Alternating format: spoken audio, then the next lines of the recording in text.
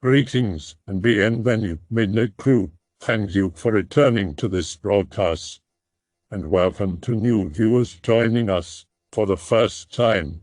If you like a video, then feel free to subscribe.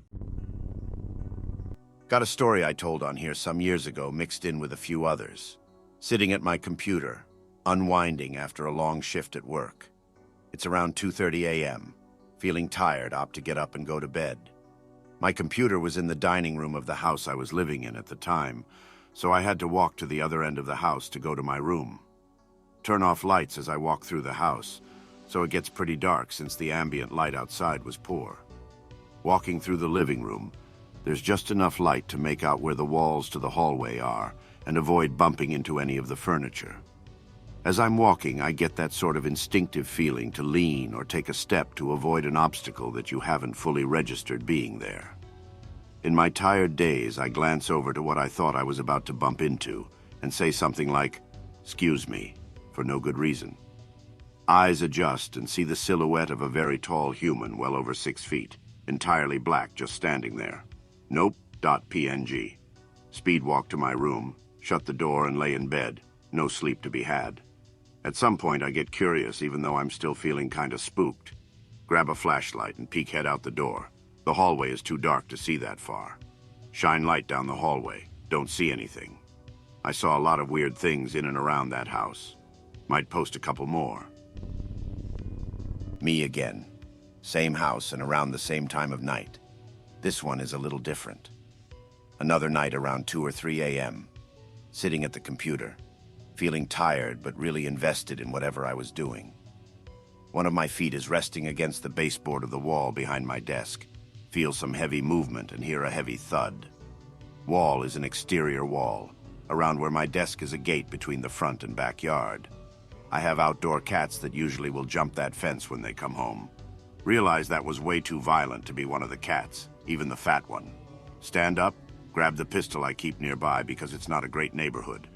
Walk to the rear door, open it, and wait for eyes to adjust since it's pretty dark. See the silhouette of something about 10 or so feet away. Can't make out anything more than the general shape. Humanoid, but in a strange pose like it's down on all fours, but is holding itself in the fetal position in the air, long body with long and skinny limbs. What .gif? Back into the house with my pistol still raised and staring at it. Hasn't moved at all since I noticed it. Door shuts as I get the light on. Throw the door open again and nothing. What? Go back inside and wake my dad, tell him what I saw.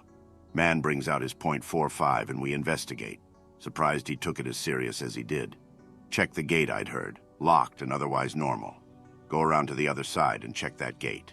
It's wide open. Shut it and make sure it's locked. Go inside. No sleep that night. It's been nearly a decade since that happened, and I haven't been able to reasonably justify what that thing was. Mostly because of how tall it would have been if it wasn't hunched over the way it was. This girl I used to date had weird things happen in her house too. I was 17 when this one happened. Hanging out at home on a Friday night, early fall of 2014. Get a phone call around 8:30 or 9 p.m. It's my girlfriend. Answer. Expecting her to invite me over for drinks or smoke, but instead she's frantic. Chattering that I need to get down there, grab the essentials, cigarettes, pocket knife, etc., and start walking. Feels strange for most of the walk. Not so much like worry or anxiety about the call, but dread. I remember that very clearly. Walk takes about 10 minutes. Chain smoking the whole time because of the weird feeling. Girlfriend and her friend are sitting in the kitchen. They've busted into my girlfriend's mom's vodka. She wasn't home. I ask them what's going on and they both start chattering, almost talking over each other. My girlfriend was in her room, studying a bit with some music. Nothing unusual for her when the room got very cold suddenly. She got up to grab a jacket so she could keep up with what she was doing before checking the thermostat. As she gets up and turns around, she sees what she describes as a bright white sort of transparent haze come into her room from the hallway and up onto her closet door super fast. It apparently hovered there for a little bit before disappearing into her closet. She was already kind of spooked by this, but then she heard what sounded like a male voice whispering or muttering from inside her closet. She noped out and ran to her friend's room, trying to explain what had just happened. Her friend gets spooked, but is hesitant. At this point in the retelling, her friend quiets down. She's just staring at the table. My girlfriend tells me that while they were talking about what she could have seen they heard a muffled laugh from the area around her room. Manic laughter. Following the laughter, the light in her friend's room explodes. Literally explodes. They bolt out, go outside for a while to collect themselves and smoke. Claim to have heard some more noises from inside. Thuds here and there, but it calmed down after a while, and they went in to sit and grab a drink to calm down. I sat there, fairly spooked. They explained they called me because at this point I had some experiences with spoops, and that I could take my girlfriend with me to my place. I agree to tag along as they grab their things after a shot of vodka for courage. We stay grouped up since they don't feel safe alone. Go to friend's room first, since it's closer. Walk in with flashlight apps on. See the broken bits of light bulb on the floor. The room is a lot colder than the kitchen. Hold my light while she packs her things. Feeling tense, but I'm still trying to rationalize things. Hear a thud from the adjacent wall. The wall between their rooms, and everyone jumps a little. Friend picks up the pace, throwing clothes and essentials into a bag, and we scoot back out into the kitchen for another shot. Go to my girlfriend's room. It's super cold, but the lights are still on. She starts to pack. I'm helping her pack things to pick up the pace, occasionally glancing towards the closet because I feel like I'm being watched. As we're finishing up, a loud crash comes from inside the closet. I pulled my phone out and shined my flashlight inside, and one of the wall-mounted shelves had collapsed. Finish packing and scoot outside, lock up and hang out for a bit, waiting for friend's ride to pick her up.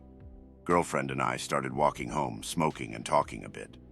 We're still feeling pretty tense. Any noise around us makes us jump. Swear we see things in the reflections of windows.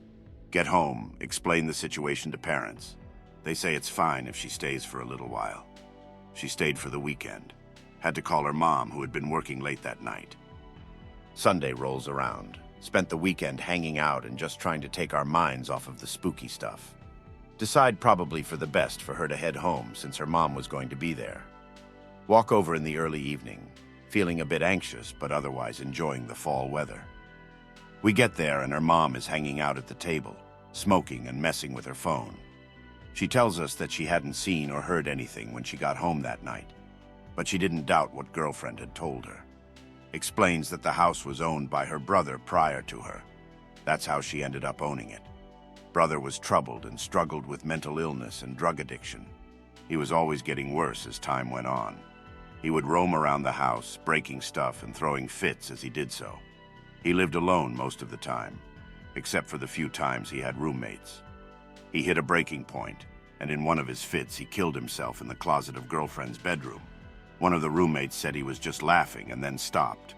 They found him a day later when someone finally opted to check on him, since he was usually doing something when he wasn't having an episode. My girlfriend and I hung around past nightfall. Nothing spooky happened, so she opted to stay home. Besides a few small things, nothing spooky happened in that house for as long as I dated her. I'm forgetting a few things, I'm sure, but that was one of the strangest things I'd ever heard, let alone experienced. I have a story, anons. Not ghosts, but I still can't explain it to this day. I work at a pizza joint with my bro Jose. We like to go to the gym after we close the store, pretty late at night most of the time, around 1 to 3 a.m. Our schedule on work nights is to close the store, drive to my place, drive to his place, go to the gym. One night as we're leaving my house to get to him so he can change, something about the road we're on just feels wrong. Like it was too long, or time was just crawling by. No comment at that point, just decided I'd keep driving and we'd be on our way to the gym in no time.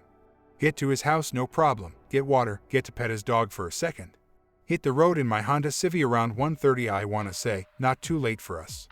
Pull from his driveway, pretty much in a woods, and make a distinct turn right, to get us on the road that'll lead to the gym. Driving no big deal, it is casual, but we end up on the opposite end of the road, at its other entrance. This is not possible. Drove past the exact shit we always do on the first road to gym, same yield sign, same billboard. I throw the car into park and look over at Jose. He looks exactly how I feel, just confused into a state of shock. The first thing I say is there's no way that just happened, and he just kind of nods in agreement. Literally get out of my car and look around, genuinely at a loss. Hadn't ever felt adrenaline like this before. This was not being mildly lost or getting turned around. slump back into the car and just sit there for a few, trying my hardest to rationalize what had happened. Eventually hit an illegal U-turn and drive to the gym, no more temporal shenanigans involved. Went to the gym with him for like another 2 weeks, and then our friendship kind of fell apart. We both left the pizza place, it felt too weird, man. First ever post, wanted to get this off my chest. Happened a year ago now, I wanna say. The barracks at Fort Carson always had this eerie vibe, you know? Those hallways, dimly lit and shadowy, seemed to carry the weight of history on their shoulders. It's like the air itself held secrets that refused to be forgotten, sending shivers down your spine just by standing there. And let me tell you about this one story that's been floating around these barracks. It's like a stain that won't wash out. They say there's this room, untouched for years after a tragic self-termination back in 2020. The memory of that event cast this creepy shadow over the whole damn floor. People who dared to set foot in that room claim they felt a cold breath on their necks, like there's a lingering spirit in there. One winter night, when the rest of the brigade was out on block leave, I found myself alone on CQ duty. Yeah, just me guarding those quiet halls while the wind howled outside and the moon's glow made these eerie long shadows on the floors. It felt like the barracks were holding its breath, waiting for something to stir. As time dragged on and the darkness got thicker, I couldn't shake off this unsettling feeling settling in. Every creak, every rustle of wind felt like amplified echoes. It's like the building itself was alive, with unseen eyes watching my every move. The only sound was the ticking of a clock, getting louder and louder, filling the eerie quiet. I needed a break, so I stepped out for a smoke, trying to clear my head in the freezing cold. There, wrapped in the comfort of the smoke, I couldn't ignore the thought gnawing at me, the abandoned room. I could feel its history, its tragedy, like it was seeping into my thoughts. I knew what I had to do, set up my camera in the hallway, pointed right at the door of that forsaken room. With my heart racing, I re-entered the building, feeling the unknown bearing down on me. The hallway stretched out like this tunnel of shadows, like stepping into the heart of uncertainty. Back in the room, that eerie cold hit me like a ton of bricks. The air was heavy with sorrow, and this feeling of being watched was all around. Every little sound seemed to bounce off the walls, and I strained to catch any hint of a whisper from the past. Then it happened. In the silence of the night, the clock's hand inched toward 3 a.m., and this faint sound reached my ears, a soft thud, like something falling. My heart was pounding as I turned to the camera, holding my breath. On that camera screen, I saw it, a Sprite bottle, once sitting on a desk, now lying on the floor. I had caught its eerie movement in the dead of the night. Goosebumps shot up on my skin, and this realization hit me like a freight train. I wasn't alone. That room held a presence, an energy I couldn't explain. Adrenaline surged through me as I stood there, staring at the camera screen. It was like that room had finally opened up a bit, revealing a fraction of its mystery. The camera had become a witness, a way for the barracks history to come alive, if only for a moment. That night is etched in my memory, a reminder that Fort Carson's barracks hold more than meets the eye. They're like vaults of untold stories, where the past and the present blur into something eerie and otherworldly. And that Sprite bottle's fall? It's just another piece of the chilling puzzle, whispered about in the barracks corners, where reality and the supernatural collide. Sometimes, when the wind whispers and the shadows dance, I still feel that presence. That room's history, that lingering breath, it's all part of the barracks now. And as much as I try to shake it off, I can't help but wonder what else is hidden within those walls, waiting for its moment to make itself known. A shame there isn't more OC in these threads. I'll share one, even though it isn't really mine. A little setup. Met an old English lady through a social club. Call her Rebecca. She and I got to talking about books recently. I happened to be reading Algernon Blackwood, and our conversation turned to mysticism and horror stories and past lives, etc. She told me several stories. When Rebecca's daughter was little, around 5 or so, she used to get these weird bouts where she would grow silent and go off and sit by herself. Rebecca would ask her what was wrong. Her daughter would explain how she missed her other family. The girl described this family as a young blonde girl and a beautiful lady, and described herself as the lady's husband. The little girl said she remembered being on a boat and the boat crashing, and then she got dragged underwater and couldn't breathe. That was her last memory, apparently. Rebecca's daughter grows up, has her own daughter, Maddy. Maddy does the same thing. She often gets really quiet and seems sad, talks about her old house where I died.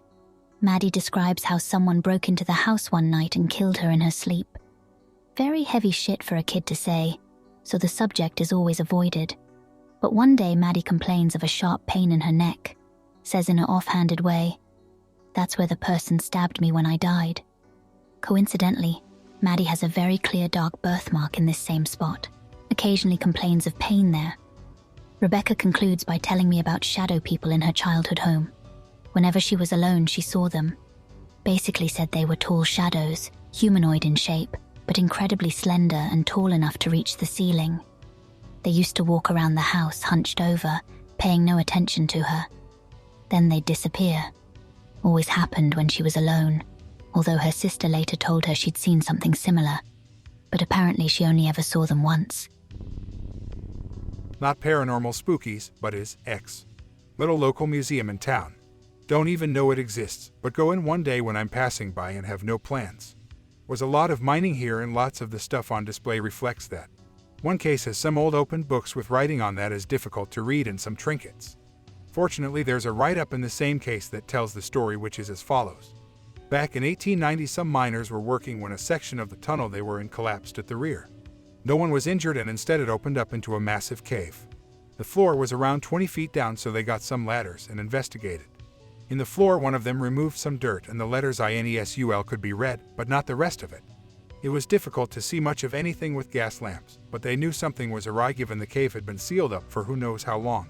They picked up some of the loose pieces of debris that didn't belong in a sealed-up cave and took them with them as evidence. What they'd planned to do was take them to show the relevant authorities who might be interested in excavating the place and might have some kind of answers. When the last man was climbing the ladders, he dropped his lamp down onto the cave floor accidentally. The second it smashed, the room was engulfed with a real pale blue flame. Then all of the men could see what was inside of the cave. It was a massive ship lying on its side and mostly encased inside of the rock floor. From up above they could see what the rest of what the letters said. It was SS Marine Sulphur Queen. The cave collapsed and they were lucky to make it out without being injured or worse. Only evidence they had was their word and some man-made scrap metal pieces that could have came from anywhere, so no one believed them. The books were some of the journals of the men detailing what had happened that day. SS Marine Sulphur Queen was a real ship BTW, although not built until the 1940s. I've had a Sasquatch encounter, though it was pretty unremarkable. Some context. In 2017, my best friend Marvin invited me to go hunting for the first time in Clark County, Mississippi. His family had been hunting on this guy's land for a while now. We were both living together in college and I took up the offer. On the first night, he shot a buck he had been hunting for 7 years, a big old 9-pointer. We were absolutely hunting illegally with night vision scopes and also flashing them with lights. On the second night, I shot my first 8-pointer. The land was really nice, beautiful. The entire trip was serene and very relaxing. In 2018, Marv invited me back out to Clark County for a weekend in December. This time, it was just me and him as his dad was a little too sick to join us. Previously, I hunted with Marv, but this time he lent me one of his rifles and let me hunt on my own. On the first night, we arrived at the land and he dropped me off in a location he called the backyard, since it was towards the rear of the property. It was a large green patch with a big oak tree in the middle with a deer feeder close to it. Marv dropped me off at this little rinky-dink shack and set off to another hunting spot almost 10 minutes away. The shack was really flimsy and looked like it would fall over with a big wind. In the center was a chair and there were 4 windows. One in front, 2 on either side, and one small one where you could see behind you. The door locked on a shitty little hook, but I wasn't too worried about it. Marv had dropped me off around 3 or 4 p.m. and would pick me up once it turned dark. For a few hours, everything was nice. No deer, but I wasn't interested in shooting any. I was more interested in killing a hog since they're big and nasty. I was pretty much just relaxing, taking in the scenery, enjoying myself. Suddenly, it got real quiet. I could still hear the wind, but the birds had stopped making noises, squirrels weren't jumping around, and I didn't hear the distant mooing of the cows somewhere else on the property. I got tense and I felt like something was amiss. Then, from behind me, I could hear these heavy footsteps approaching me. Let me clarify something. They sounded like they were stalking me. This did not sound like an animal that was just walking up. The leaves on the ground weren't crunching, they were being brushed, like something was moving very carefully. I grabbed the hilt of my knife and just sat there, perfectly still as these footsteps approached me. I didn't smell anything, but the closer it approached, the more I internally panicked. A part of me really wanted to look at what was making this noise, but a loud voice in my head kept saying, "Stare ahead. Don't look. You will die if you look at it." Then it reached the right window and it began exhaling. There were no inhales. Just a heavy, rough, deep exhale that sounded like an obese man heaving. It sat there, heaving and exhaling, but I just kept staring at the tree, not moving a muscle. I don't remember shaking, but I do remember being terrified. I kept my breathing as subdued and quiet as possible, just doing everything I can to not move. This went on for 10 minutes, just something breathing next to me and me being terrified. Then it stopped. I didn't hear it walk away, it just disappeared. It was still deathly quiet and I refused to move for a time until I could hear the sound of birds returning. At some point, a family of deer and little fawns sprung out across the field and I felt safe enough to text Marv to come get me. Unfortunately, I had no service. So I had to sit there until sunset since I didn't know how to get out and I refused to walk around with whatever the hell that was being out there. Sunset arrived and it got dark. Marv still wasn't there to get me. That's when I heard a gunshot echo from far away and I realized he was still trying to hunt a deer. So I had no idea how long I was gonna stay there. It got real dark and there was no moon out to shine anything up. I did have a huge flashlight and I kept flashing the tree line, prepared to shoot whatever looked unnatural. Fortunately, nothing happened. Marv showed up, picked me up, and we went back to our cottage. When we got there, I told him everything that happened. He started freaking out because his little brother, Danny, had the same experience but on another part of the property. Danny was hunting by himself a few years ago in a raised hunting shack that needed a tall ladder to get there. At some point, he heard something walk up to his shack and stand right underneath him. It spooked him so much that he called Marv and his dad to come pick him up. He didn't hear any breathing, but it spooked him badly. Just a month ago, I was out with my girlfriend on a quadruple date with Marv and 2 of his cousins. While the girlfriends were socializing, Marv and I were recalling the weird stories and, as I told the story, Jody, one of his cousins, said that he had the same thing happen to him as Danny. He was in the same spot as Danny too. Footsteps approached him, but there was nothing there. The owner of the property is a nice guy and he's never mentioned any strange things on it. I don't think he did anything because I would have heard him walk away, plus, why would he risk getting shot by a hunter? I still don't know what exactly I experienced, but I think it was a Sasquatch. I don't think the Squatch is a physical creature. I think it's a forest spirit that can show itself when it wants to. It's why nobody's found one and most of the found footage turns out to be fake. I hope that you enjoyed tonight's broadcast. If you enjoyed tonight's story, then please subscribe to the channel as more green texts will appear daily. A new broadcast will appear when the clock strikes midnight Central Time.